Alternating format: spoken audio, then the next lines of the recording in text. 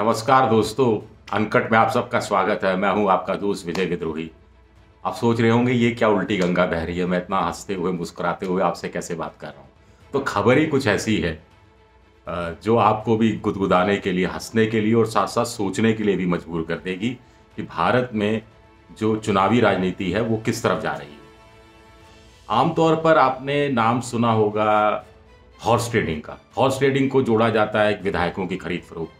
ये काम कब होता है? ये काम तब होता है जब चुनाव के नतीजे आ चुके होते हैं, त्रिशंकु विधानसभा का गठन हो रहा होता है, कोई एक पॉलिटिकल पार्टी होती है जिसको सत्ता में आने के लिए 3, 4, 5, 6, 7, 8 विधायक चाहिए होते हैं, नवनिर्वाचित विधायक, तो वो हॉर्स ट्रेडिंग करती है। लेकिन असम में क्या हो रहा है? असम में हो ये रहा है कि अभी चुनाव के नतीजे 2 मई को आने हैं, बहुत दिन बाकी हैं। कौन जीतेगा, कौन हारेगा, कुछ भी तय नहीं है। लेकिन कांग्रेस का जो गठबंधन है उसने अपने 18 जो उम्मीदवार हैं, मतलब विधायकों की खरीद फरोख्त होती है, यहाँ उम्मीदवारों की खरीद फरोख्त की आशंका है। 18 उम्मीदवार हैं जिसमें ज़्यादातर मुसलमान हैं, उनको जयपुर भेज दिया है। जयपुर के एक होटल में रखवा दिया है और कहा जा रहा है कि ये पहली खेप है, अगली दूसरी तीसरी खेप में और ज़्यादा उनके गठबंधन के यानी कांग्रेस के, all India United democratic front यानी बदरुद्दीन अजमल के, बोडोलैंड पीपल्स फ्रंट के, बीपीएफ के जो उनके साथी हैं, सीपीएम के, वो उम्मीदवार भी जयपुर लाए जा सकते हैं। जयपुर इसलिए क्योंकि राजस्थान में अशोक गहलोत की सरकार है, कांग्रेस की सरकार है, इसलिए उन्हें लाया जा रहा है।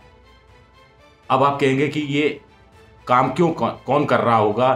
स्वाभाविक है कि कांग्रेस का ये आरोप है कि ये पोचिंग का काम बीजेपी कर रही है, उनके घर में सेंध लगाने की कोशिश कर रही है। अब हुआ ये कि तामुलपुर नाम की एक विधानसभा सीट है जहां से गठबंधन के उम्मीदवार, बोडोलैंड पीपल फ्रंट के उम्मीदवार थे रामदास, वो चुनाव लड़ रहे थे। तो उन्होंने वोट पड़ने से 1-2 दिन पहले ही घोषणा कर दी कि साहब मैं तो बीजेपी में जा रहा हूँ। हद होती है। अब बोडोलैंड पीपल फ्रंट ने इसकी शिकायत सुप्रीम कोर्ट से की। सुप्रीम कोर्ट ने कोई इस प्रक्रिया में, जब चुनावी प्रक्रिया में हस्तक्षेप शायद करने से मना कर दिया। तो ये लोग चुनाव आयोग से इन्होंने कहा कि देखिए ये तो कह रहे हैं मैं बीजेपी में जा रहा हूँ, तो ऐसे में आप चुनाव रद्द कराइए, हम एक नया उम्मीदवार देंगे, नया उम्मीदवार हमारी तरफ से चुनाव लड़ेगा, तो ये काम आप करिए। तो चुनाव आयोग ने कहा साहब हम क्या करें, अभी तो कहा ही है ना, बीजेपी में शामिल थोड़ा ना हुए हैं। जब बीजेपी में शामिल होगा तब देखा जाएगा। अभी तो कोई कह दे कुछ भी, उसके आधार पर हम कोई कैसे फैसला करते हैं, चुनाव कैसे रद्द करते हैं। तो माथा ठनका तो 18 जो उम्मीदवार है, बार बार मुंह से विधायक निकलता है, जो उम्मीदवार है वो यहाँ भेज दिए गए हैं जयपुर। अगली 1-2 खेप में कुछ और भी भेजे जाएंगे। वैसे 2016 में भी ऐसा ही हुआ था। तब all India United democratic front यानी बदरुद्दीन अजमल ने अपने जो उम्मीदवार हैं उनकी पोचिंग का उनको डर सता रहा था, तो वो कुछ जो उम्मीदवार थे उनको विदेश यात्रा पर भेज दिया था। बहुत पैसा इत्र का बहुत कारोबार है, पूरा अरब देशों में बदरुद्दीन अजमल का और पूरे हिंदुस्तान में उनका इत्र बिकता है। वो और बात है कि बीजेपी गठबंधन एनडीए वहाँ पर 90 के आसपास सीटें ले गया, एक तरफा जीत हासिल हुई और पोचिंग की उसको ज़रूरत नहीं पड़ी। तो क्या अब पोचिंग की ज़रूरत बीजेपी को पड़ रही है जैसा कांग्रेस आरोप लगा रही है? ओपिनियन पोल तो यही कह रहे हैं कि बीजेपी जीत रही है, लेकिन ओपिनियन पोल ये भी कह रहे हैं कि पिछले 2 महीने में पहले जो कहा जा रहा था कि 6 अप्रैल को आखिरी दौर की जो वहाँ पे वोटिंग हुई थी, 126 सीटें हैं। पहले कहा जा रहा था कि एनडीए यानी बीजेपी का जो गठबंधन है वो आराम से 80 सीटें क्रॉस कर जाएगा। फिर सीटों की संख्या कम हुई, 126 है तो 64 जीतने के लिए चाहिए।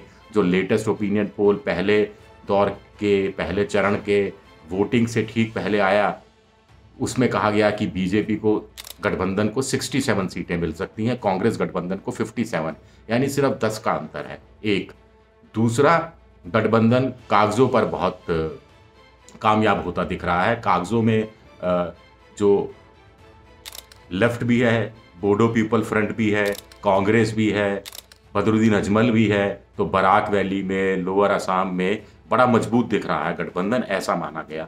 तो क्या बीजेपी को अभी से ही आशंका सताने लगी है, या ये भ्रम है कांग्रेस गठबंधन का, जैसा कि बदरुद्दीन अजमल को 2016 में भ्रम हो गया था? लेकिन कुल मिलाकर यह मामला बड़ा इंटरेस्टिंग है। कि उम्मीदवारों को ही दूसरी जगह ले जाया जा रहा है। स्वाभाविक तौर पर ये 18 उम्मीदवारों में से ज़्यादातर मुसलमान हैं, तो क्या मुसलमान वनरेबल ज़्यादा होते हैं, वो ज़्यादा दल बदल कर सकते हैं, पाला बदल सकते हैं, इसको हम मान के चला जाए, या गरीब कॉन्स्टिट्यूंसीज़ के इलाके के हैं, या फिर ये ऐसे लोग हैं जो जीत के जिनके आसार ज़्यादा हैं। और अगर ज़्यादातर मुसलमान जीत रहे हैं यानी गठबंधन जीत रहा है, इसका मतलब कांग्रेस वाला गठबंधन जीत रहा है, इसका मतलब ये हुआ। तो ये भी इसके कई अर्थ निकाले जा रहे हैं। लेकिन अपने आप में बड़ा दिलचस्प है कि हम बात करते थे नवनिर्वाचित विधायकों की हॉर्स ट्रेडिंग की, अब बात हो रही है उम्मीदवारों के हॉर्स ट्रेडिंग की। अगर आपको ये अनकट पसंद आए तो ज़रूर अपने दोस्तों के साथ शेयर कीजिएगा और सब्सक्राइब करना मत भूलिएगा। पसीना आ गया मुझे बताते बताते।